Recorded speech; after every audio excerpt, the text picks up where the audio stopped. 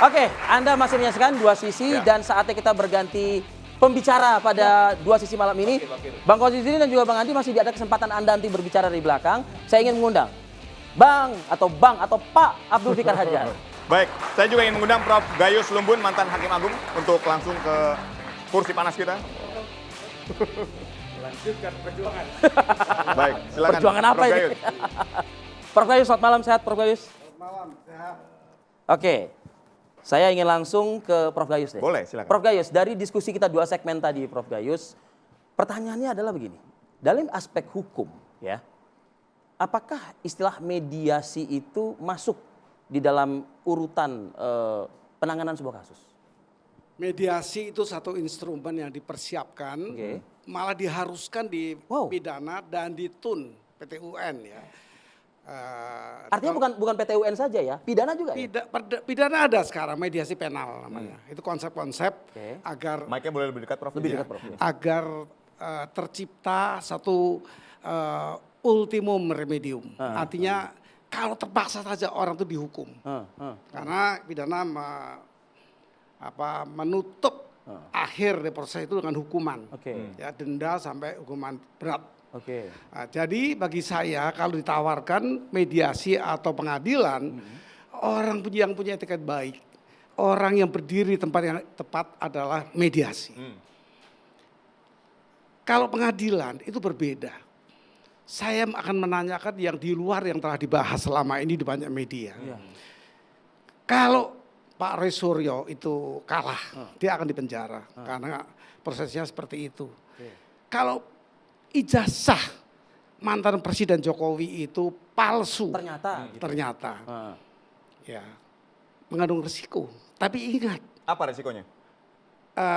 Risiko tergantung hakim, karena ini yang saya mau bahas. Kalau dia dinyatakan oleh persidangan? Bukan, oleh lembaga pendidikannya, Gajah Mada, UGM. UGM mengatakan, ini pernah belajar di sini, ini pernah lulus di fakultas ini, dan ijazah sudah ada pada dia, sudah kami serahkan. Persoalannya adalah memang dia sarjana kehutanan. Memang dia asli memiliki pengetahuan tentang ilmu dipelajarinya di UGM. Ijazahnya hilang. Ijazahnya diambil orang, dicuri. Sekarang menurut keyakinan hakim, apakah dia sah sebagai ahli kehutanan atau dia karena hilang identitas formel tadi, materialnya menjadi ikut hilang. Apakah begitu? Tidak. Kalau tidak, tentu dia membuat ijazah palsu dan dia salah.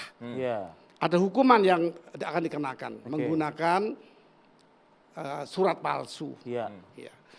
Apakah surat palsu ini dibanding dengan keadaan yang sesungguhnya dia memang lulusan dan mempelajari, menguasai ilmu itu, menjadikan perbandingan bagi hakim.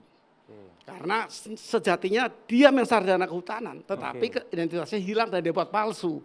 Dia layak dihukum kalau dasarnya ada kepastian hukum.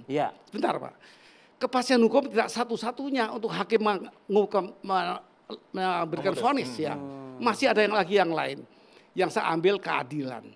Ada 3 sebenarnya teoritik. Kepastian hukum, kemanfaatan, dan keadilan. Saya bicara keadilan. Kalau keadilan dibanding kepastian, ini 2 muara yang sangat berbeda. Ketika dia memalsukan itu memang dia dihukum menurut kepastian hukum. Menurut keadilan belum tentu. Dalam keadaan misbruik namanya. Unstandigheden. Dalam keadaan terpaksa, nggak ada celah lain. Dia menerima orang utang di bank, dia tekan aja karena butuh uang. Nah, itu termasuk kelompok misbruik. Ini bisa cuma dihukum ringan, kalau dibebas nggak mungkin karena dia melakukan. Tapi keadilan itu akan muncul. Apakah dia sebagai pemalsu yang patut dihukum tadi? Belum tentu.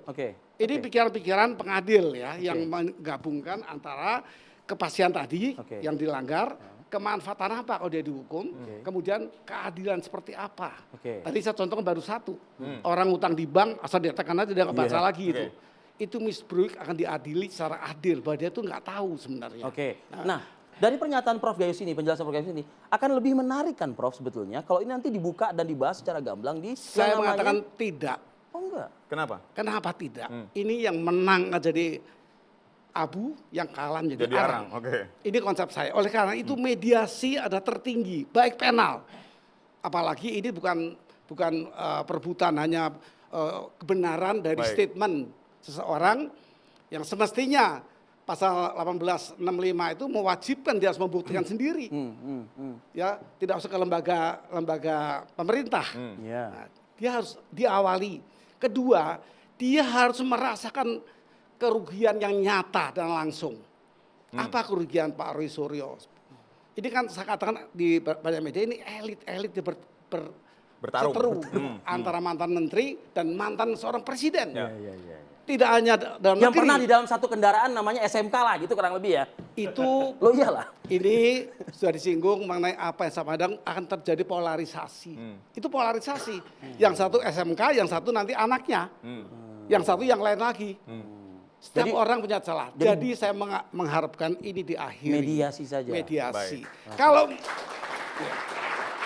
Gini Prof, siapa yang akan memulai mediasi ini? Kan kalau kita lihat kan Prof Jimli dengan kelompok reformasi ya, reformasi percepatan reformasi Polri.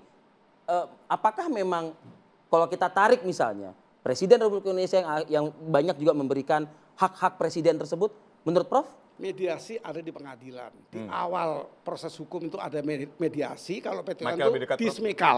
dismisal. Dismisal itu memang untuk tun. Oke. Tetapi di luar tun, pidana perdata itu dengan mediasi yang ditengahi oleh pengadilan. Boleh di luar, out of court settlement itu dimungkinkan. boleh juga? Boleh. Di depan Baik. notaris boleh. Baik. Nah, saya udah ngeliat nih Pak Abdul Oke, Fikar ini udah ketawa-tawa nih, Vi.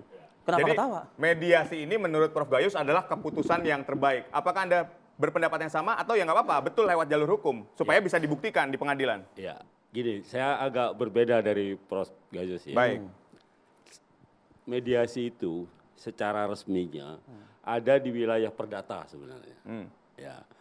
Karena setiap sidang perdata awalnya itu mediasi, karena itu ada profesi mediator di dalam perdata. Tetapi kalau di pidana, sekarang dalam KUHP yang baru itu ada konsepsi mengenai restoratif justice. Ya. Ada konsepsi mengenai pengakuan bersalah gitu.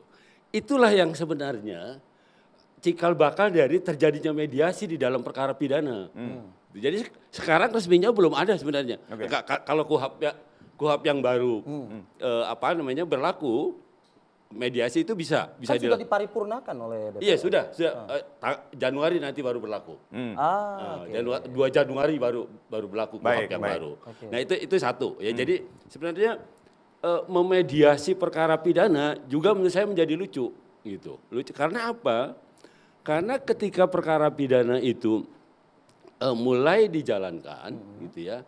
Artinya penyidiknya itu sudah mempunyai minimal 2 alat bukti untuk membuktikan bahwa orang itu bersalah. Ya, gitu. ya. Dan itu harus dibawa ke pengadilan. Orang itu tersangka maksudnya. Ya, Ya, menjadi oke. tersangka Oke. gitu ya, menjadi tersangka dan kemudian dibawa ke pengadilan. Ya.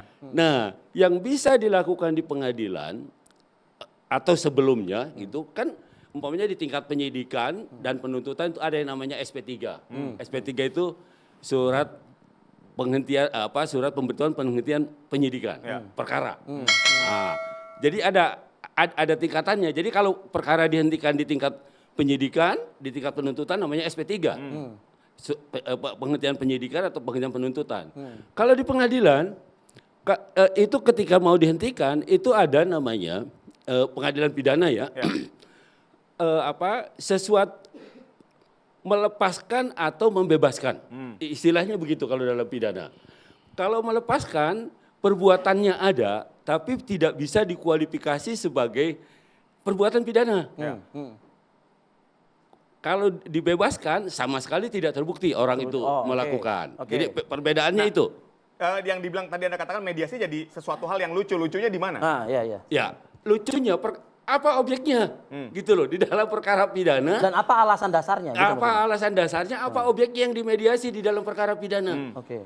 Kalau dianggap mencemarkan, ya buktikan pencemarannya. Oke. Justru kalau menurut saya kalau dibawa ke pengadilan, Ya. meskipun kita Yang tadi Prof bilang tadi tuh Iya. bisa diperlihatkan, dilakukan uji dan lain sebagainya kan begitu kan? ya tapi itu harus dibawa ke Ya pengadilan. iya artinya di pengadilan. Maksud Gini saya, ya, saya akan mencoba. bagian dari sebentar, maaf. Ya, baik. Bagian dari haknya terdakwa nanti membuktikan. Oke, Di oke. satu sisi negara melalui jaksa penuntut umum membuktikan bahwa terdakwa itu bersalah Oke. karena mencemarkan nama baik, ini bukti-buktinya. Di sisi yang lain, Oke. terdakwa juga nanti punya hak Oke. untuk mengajukan alat bukti Oke. yang Silakan, Prof. membanding. Silakan. Mediasi Ah, sangat bermanfaat di praktek hukum, bukan di kelas.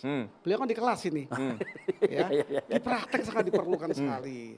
Kenapa mohon maaf Pak, saya hanya menjelaskan ya. Saya ini di praktek, baik advokat maupun di hakim. Ya. Saya yang menghadapi semua persoalan. Secara seperti teknis ini. ya? Secara teknis. Kalau tidak ada aturan